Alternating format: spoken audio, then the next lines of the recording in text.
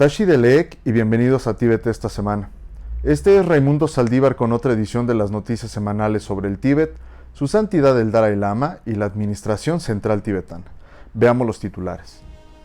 La Administración Central Tibetana responde al Libro Blanco de China sobre el Tíbet. La delegación del Comité de Estimaciones del Lok Sabha visita la Administración Central Tibetana. El Sikion presenta una publicación sobre el medio ambiente del Tíbet antes de la COP26. Los tibetanos piden al Consejo de Derechos Humanos que pida cuentas a China por la opresión en el Tíbet. El representante Tashi Phuntsok se reúne con el encargado de negocios de los Estados Unidos, Berliner. La oficina del Tíbet, Washington, D.C., destaca la lucha de los tibetanos bajo el dominio chino. El representante del Dr. Arias se reúne con la candidata presidencial de Japón, Sanae Takaichi. Los Estados miembros de la ONU piden a China que respete los derechos humanos en el Tíbet durante la 48ª sesión del Consejo de Derechos Humanos. La oficina del Tíbet en Londres participa en la conferencia anual 2021 del Partido Laborista. Taiwán organiza una exposición que destaca el genocidio en el Tíbet. El representante tibetano se une a la ofensiva multicultural contra las atrocidades de China. La Asociación Nacional de Deportes del Tíbet celebra la 26 Copa Conmemorativa Yalyun Chenmo.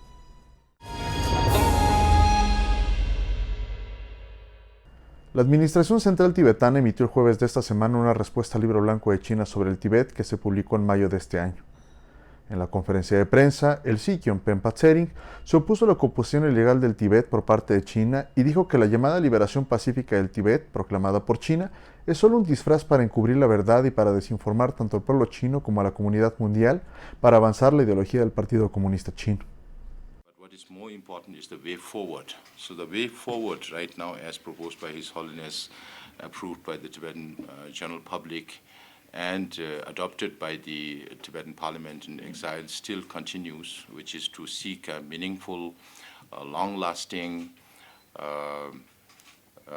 mutually beneficial, non-violent struggle, resolution of the Sino-Tibet conflict. And based on that policy, we will follow through with the set of principles that we have set as the 16th Cabinet. Therefore, it's imperative or important on the part of the Chinese government also, if they want to resolve the Tibetan issue, if they want to find a lasting solution to the Tibetan issue, then we should look forward rather than making claims and counterclaims and falsehoods, spreading falsehoods or disinformation around the world or to the Chinese people. Hablando sobre las principales recomendaciones hechas en el documento de respuesta de la Administración Central Tibetana, el portavoz de la Administración, Tenzin Lekshai, dijo que la política del camino intermedio es la solución real para el conflicto chino-tibetano. In this response paper, we have deliberated some way forward so that the Chinese leaders think about what they should do in the future. Because tomorrow is the National Day of the Chinese Communist Party.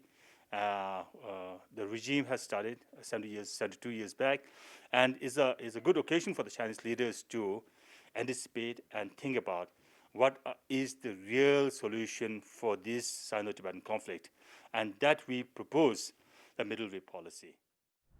El viernes de la semana pasada, una delegación del Comité de Estimaciones del 17º Lok Sabha visitó la Administración Central Tibetana. La Administración Central Tibetana recibió a la delegación con actuaciones culturales. El Sikion Pempa Tsering, en nombre de la Administración Central Tibetana y del pueblo tibetano, expresó su gratitud al gobierno indio y a su pueblo por su inmenso apoyo a los refugiados tibetanos en la India.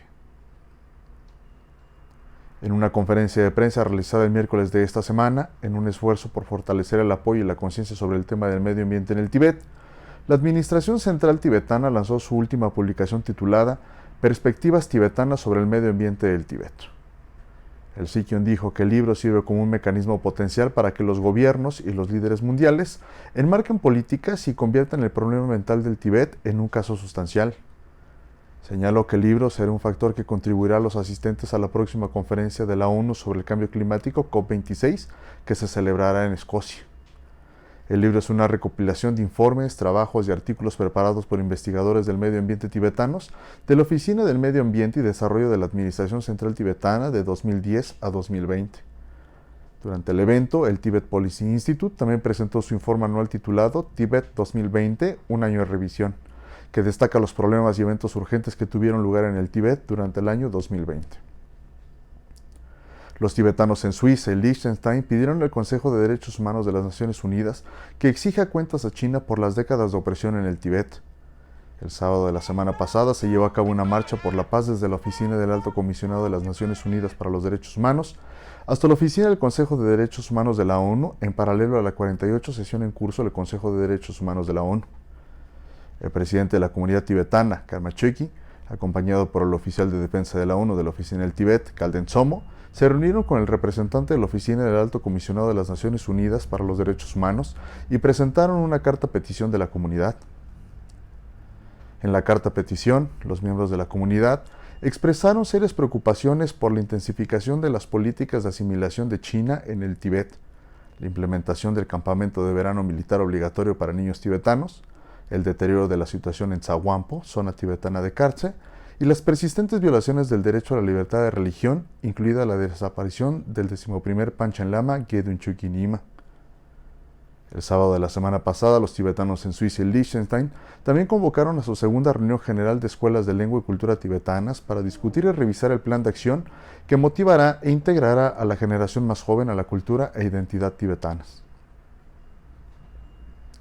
El viernes de la semana pasada, Tashi Phuntsok, representante de santidad del Dalai Lama para la Unión Europea y Europa Occidental, se reunió con Nicolas Berlinier, encargado de negocios de Estados Unidos, con quien habló sobre el respeto mundial por su santidad del Dalai Lama y dijo que el apoyo de Estados Unidos al pueblo tibetano se basa en sus valores y principios fundamentales. El domingo de la semana pasada, en una reunión virtual, el oficial de enlace chino Sultin Gyatso de la oficina del Tíbet Washington, D.C., describió los 70 años de la llamada liberación del Tíbet de China como una farsa. Presentó la lucha y la agonía de los tibetanos en el Tíbet bajo décadas de políticas represivas del Partido Comunista Chino. Reconocidos académicos y activistas chinos con base en los Estados Unidos y otras naciones que participaron en la discusión titulada 74 años de la Unión Soviética, el fin o la continuación del Partido Comunista Chino. Hablaron sobre la transformación política de la Unión Soviética y compartieron su perspectiva sobre la política de China, transformación, la destrucción y el genocidio implementados por el Partido Comunista Chino en Turquestán Oriental y el establecimiento de un gobierno uigur unido en el exilio.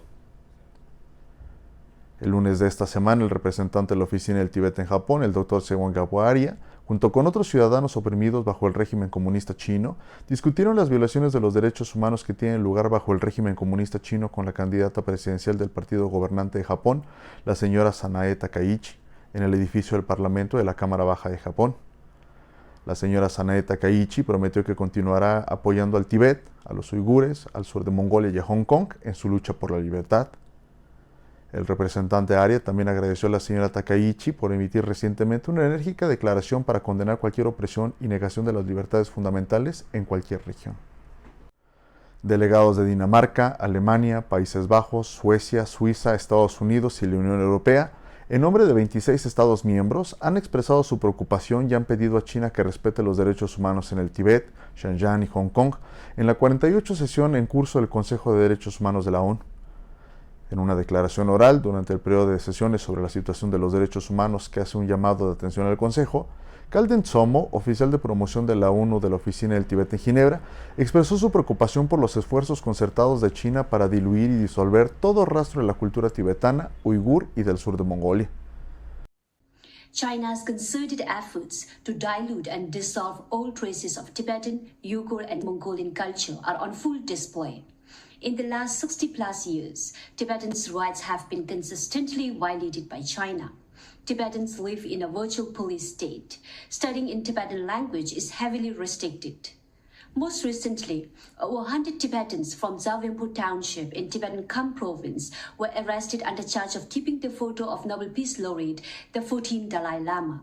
Therefore, we urge the Council to heed the call by over 50 UN experts to set up an independent mechanism to monitor, assess, and analyze human rights violations by China and call upon China to stop persecution of Tibetans, Uyghurs, Mongolians, and Hong Kongers. Los diputados laboristas, incluido el honorable Kerry McCarthy y el honorable Navendu Misra, del grupo parlamentario de todos los partidos para el Tíbet en el Parlamento del Reino Unido, mostraron su continuo apoyo y solidaridad con el Tíbet y los tibetanos. La oficina del Tíbet en Londres participó en la conferencia anual 2021 del Partido Laborista, celebrada del 25 al 28 de septiembre en Inglaterra, en la que los asistentes a la conferencia mostraron gran preocupación e interés por el clima y la situación de los derechos humanos en el Tíbet. El principal objetivo de la Oficina del Tíbet para participar en la Conferencia de Partidos Políticos del Reino Unido es aprovechar la oportunidad para defender y establecer contactos con líderes de partidos, miembros y diferentes organizaciones e individuos que participan en la conferencia. El domingo de la semana pasada, Estudiantes por un Tíbet Libre Taiwán y la Red de Derechos Humanos para el Tíbet Taiwán organizaron una exposición en el centro de Taipei destacando una década de genocidio cultural y los abusos a los derechos humanos en el Tíbet perpetrados por el Partido Comunista Chino. La exposición mostraba líderes tibetanos y defensores de los derechos humanos, incluido el Dalai Lama Portung Chin-yung, un partidario del Tíbet que describió la opresión de los tibetanos en el Tíbet bajo las políticas represivas del gobierno chino a través de sus bocetos. El jueves de la semana pasada, un día antes del 72 aniversario de la fundación de la República Popular China, tibetanos, mongoles, chinos, hongkoneses y taiwaneses se unen en Berlín para señalar las políticas opresivas del Partido Comunista Chino.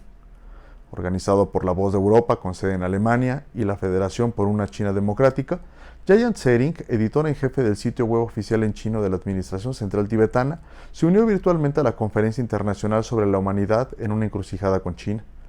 Jayant Sering habló sobre el compromiso de la Administración Central Tibetana de continuar iniciando actividades de divulgación en chino bajo la dirección de su santidad el Dalai Lama y del Sikh Pempa Tsering.